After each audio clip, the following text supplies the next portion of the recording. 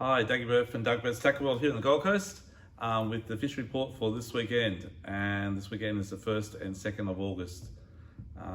August is one of my favourite months for fishing for bottom fish, for tailor, for flatties starting, for bream obviously, squid.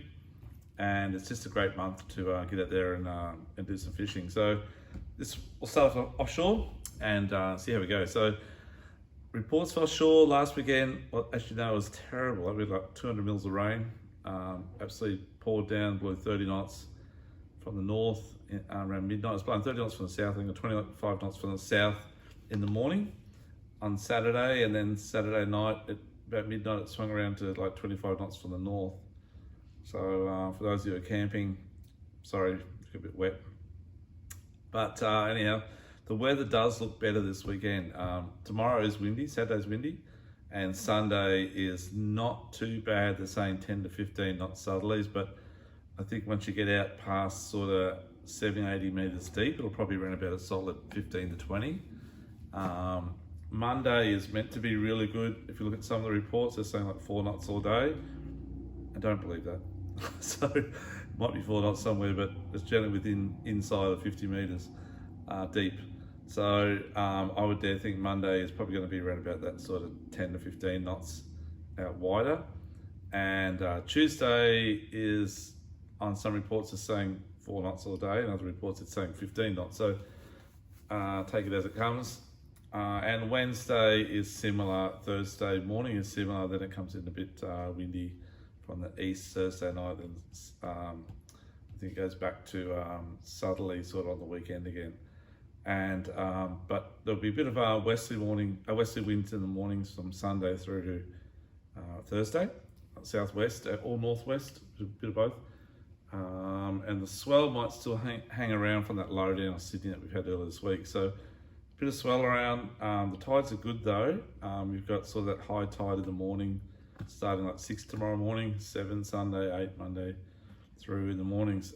As each morning goes on, the moon also stays up a bit longer in the morning, so by Thursday it doesn't go down to like 9 o'clock in the morning. So you get a good morning bite and the high tide bite as well. So if you want to go ashore on Sunday, probably, unfortunately we can't fish for snapper still, so you can go try for trag or trag-dew or parrotfish and fish those local inshore reefs. Try not to target the snapper, of course. And remember, don't keep them if you do catch one as a bycatch.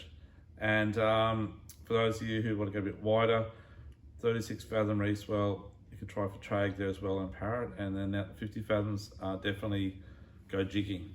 Okay, so jigging is the happening thing at the moment. The kingies are off and on.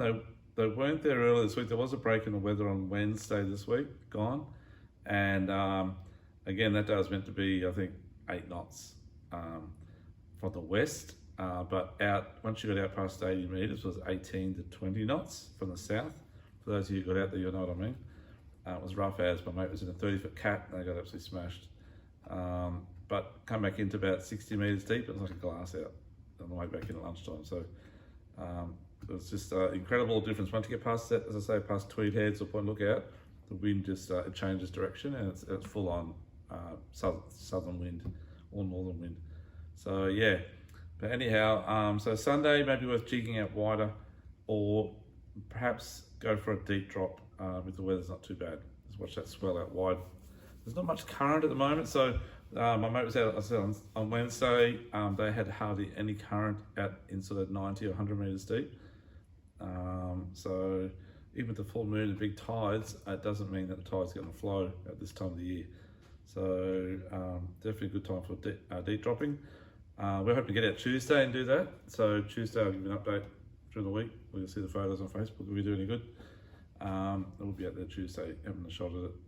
Let's see how we go. There are a few marlin around too, folks, on the sort of around that Spot X area. Even now there's still the odd marlin around. More are being caught as a bycatch on floating pulleys or live baits, or meant for kingies, or for people that are pulling up maybe a pearly or a squire, and the marlins grabbed it on the way up. So there are a few around, and they're always running close too. They're all around all year round actually, but obviously the prime time is sort of that December through to about February for the little blacks. Out wider, if you got the chance to get out Monday, Tuesday, Wednesday trolling, I'd definitely be keeping an eye out for yellowfin. Out wide, that's sort of in that 600 to 1,000 metre depth. There's a few big wahoo around, there's still dolphin fish around the fads. They're a bit quiet, as in biting, but they're definitely there, you'll see them.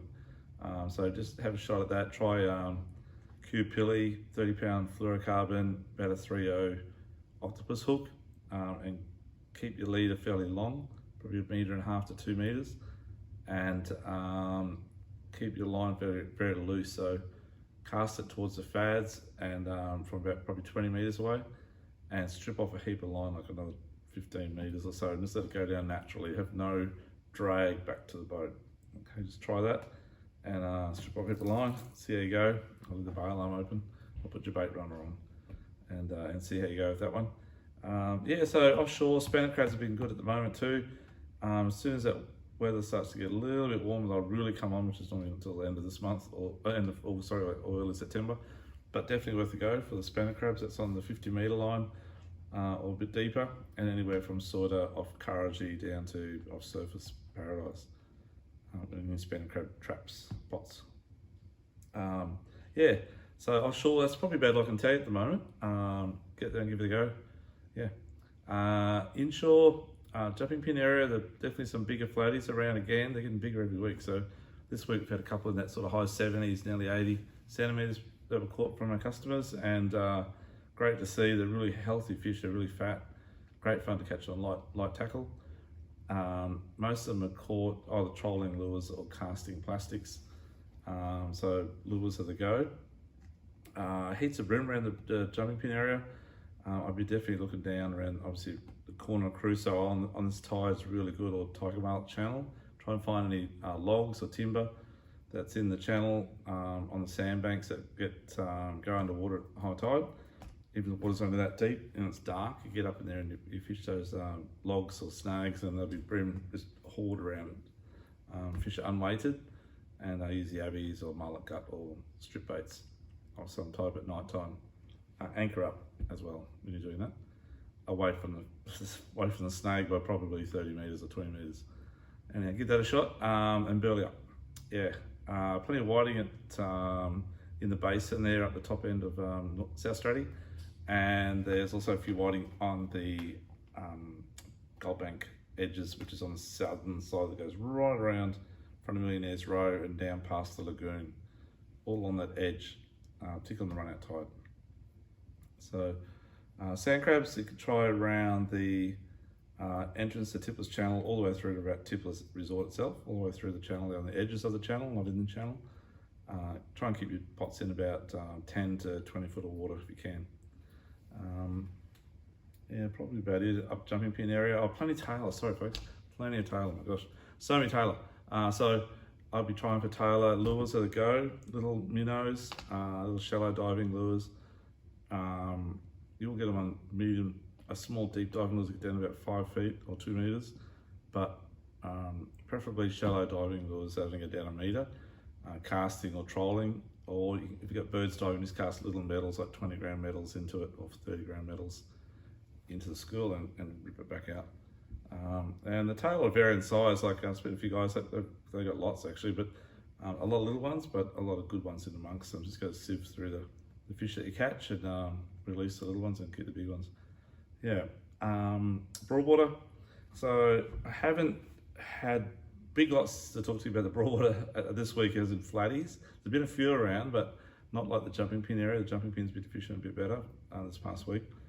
So I would probably try on these tides though. You got an early morning high, maybe get into Browns Bay and have a shot in there, just in past the beacons, down to the little island and up towards the Oysterleys is heading north, the old Oysterleys. So yeah, get in there, have a shot around.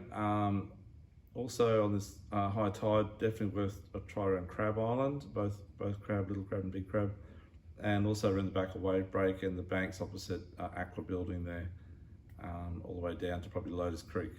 So get up on those flats on the high tide, cast minnows around, as in hard bodies, fairly long, and just slow retrieve it back with a rake every now and then, and you should do okay. Hopefully, get a big flatty. Keep an eye out too. Wear polarized glasses. Watch them follow you. Okay, watch them follow your lure. Sorry, and also look for sight cast as well. If you see any just feeding on the bank. Bream and Seaway, plenty of those. Bream around north side of wave break. There as well on the high tide, and just where the north wall is, just come inside the north wall on the southeastern corner of it. As the tide rips out, you get an eddy there. Good fishing there early morning and at night on this high tide scenario that we've got this weekend. Probably squid there around the walls at night time as well on the high tide, so definitely worth a go for the calamari squid as well. The arrow squid has still been really good. They've been still, I mean, arrow squid are out there lots, but my customers have been telling me they're getting sort of, you know, as many as you want, dozen. If you want to get a dozen, get a dozen. Some really big hoods on them too, up to about 40 centimeters, and they've been everywhere. As I say, always from sort of the channel at the back of the wave break, all the way through to Bayview, and then sort of from the entrance of Broadwater Canal all the way down to the top of Sovereign, and on the eastern side from Browns Inlet all the way down to Curragee, just all the way along that area in the channel, in the deepest part of the channel. These are different to calamari squid. These squid are on the bottom in the deepest part of the channel. So if your channel goes down like that, they're not so much on the edge, they're in that bottom part of the channel where it's really deep. So work your squid jigs.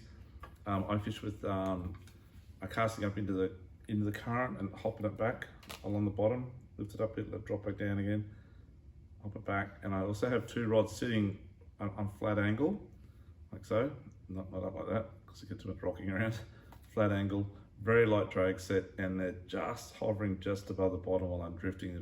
I'm not actually holding those rods, they're just sitting on my boat, on one either end, and two of us are working plastics. And generally one of you will hook up the squid, and then the other guy who's casting might hook up one as well. And then as you get those squid closer to the boat, your two ones that are just sitting there drifting along on the bottom, just near the bottom, they'll take off as well. So give that a shot and see how you go.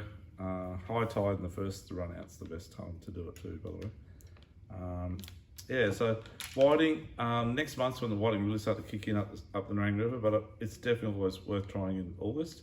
Many years ago we used to do it in November, but every year for the last decade it's got earlier and earlier and earlier, so I'll be even trying up there sort of in the next week or two.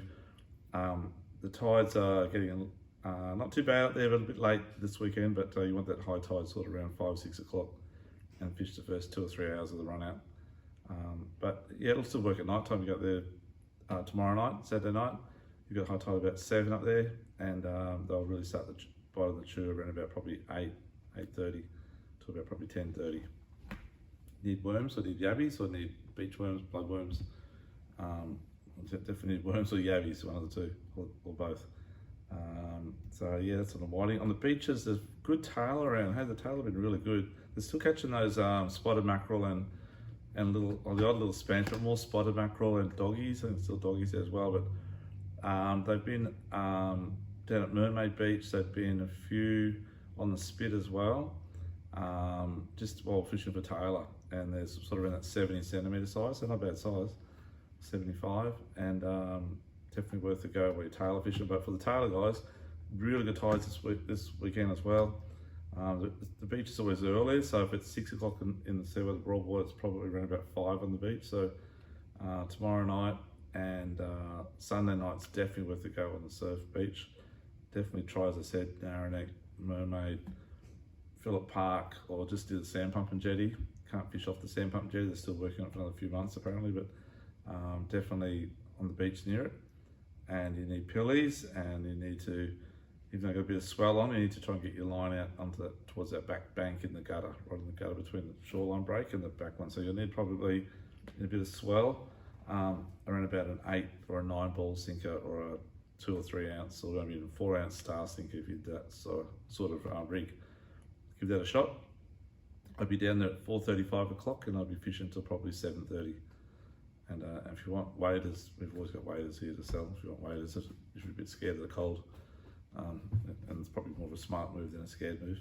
So yeah, that's probably about it on the Broadwater scene. There's lots of bream around everywhere off the shore. If you want to get shoreline fish, as I said, beach definitely, but try maybe at night time on these tides down the foreshore at Labrador, just from Charis back up towards Bigger Creekway along that foreshore there. There's a few weed patches in front of some of the pipes there. You might get squid there as well, by the way, a calamari squid, and you'll probably get a feed of bream there as well. Or around Baby Harbour Wall as well. You're allowed to fish off the rock wall there till about 9 o'clock or 8 o'clock at night, and really good tides for there as well. And try and fish as light as things as you can and get your bait out as far as you can from the wall. Give that a go. That's a seaway. Oh, so one more thing too, sorry, dewies. So yeah, traditionally July, August is dewy time, and in the seaway, and I'd be using a live pike or any live bait. You can go ashore and get your slimies or your yakkers, and fishing the north wall of the seaway, or just watch the waves though, or the pipe, or the north wall of wave break. Give that a shot as well, particularly at night time, folks, or during the day on the last of the run out tide, drifting the seaway. Yeah, that's probably about it for the Broadwater. Down south, there's been a few tail, as I said, down like Mermaid and down Burleigh heads off the rocks as well, but the big waves make it a bit difficult to spin off the rocks at Burleigh at the moment. Definitely try it on Tugan there, Crumbin, and then obviously further down to get out of the border, but we've got the closure on, so I might stick away from that area at the moment. But for those of you who live down that way, definitely try around Pottsville, Cabarita area, and further down around Brunswick and Ballina. This is a really good tide and moon phase and part of the year for dewies off the rocks down at Ballina at the moment as well. So it might be worth having a shot down there for dewies, or further down towards Iluka and Yamba area. Give that a shot for your dew. In the creeks around sort of Talbudger and Crumbin area, you'll get bream as well around the bridge pylons, around any jetties, or any eddies that are in the entrance of canals and places like that. Again, fish as light a sink as you can. Is peeled prawns, preferably not Fanami prawns, local prawns, and flesh baits like mullet fillets or bonito fillets, and yabbies and worms work well as well. Give them a shot.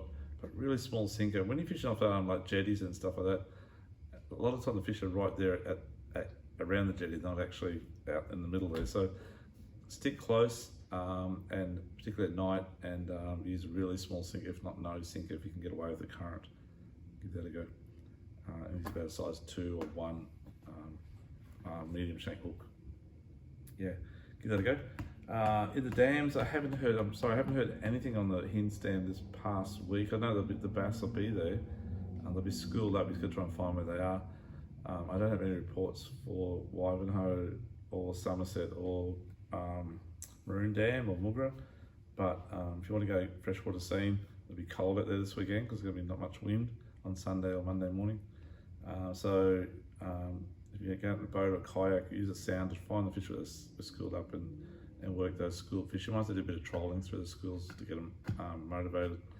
Try and get something that they normally sit about 28 feet, or 40 feet of water. Sit about 18 to 28 feet down, and you'll need to get your lures down at least 10 or 12 feet, or even a bit deeper, and drop your lures a long way back. Drop them back about 40 meters from your kayak or your boat, and keep rod tips down low, and they'll come up and smash your lure. You control through the schools.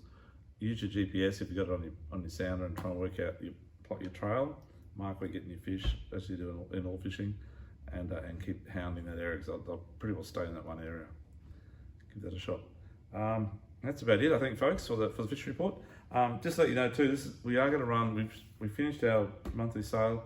We are going to run it for 2 more days, which is tomorrow and Sunday, and everything in the shop is 30% off, so all your sort of leader, fluorocarbon, braid, line, soft plastics, lures, whatever type, cast nets, everything, and rods, except for reels. Okay, reels are, but everything else is, all this is 30% off. And reels will match any price online. Just bring it into us, and we got it in stock. We'll match it. If we haven't got it in stock, we obviously might not be able to match it because it might cost us a bit more when we get it in again. But at the moment, getting stock is extremely hard. You probably found that a lot of places that you might shop. It's a matter of trying to find the shop that's got the stock, and then otherwise we've all got to wait for the suppliers to get us the stock, and some of the stuff's end of August, October, November. It's a bit scary actually, but at the moment our stock holding's reasonable. It's not too bad. So yeah, so reels, best price online, everything else 30% off unless it's on special already, folks. Anyhow, have a great weekend, be safe out in the water, and I look forward to talking to you again next week, and we'll do our fishing report on the Facebook post. I'll probably finish at about midnight tonight or something like that. I'll get that out to you, and you're welcome to have a read of that as well. Okay, thank you very much. I'll talk to you next week. Thank you, bye-bye.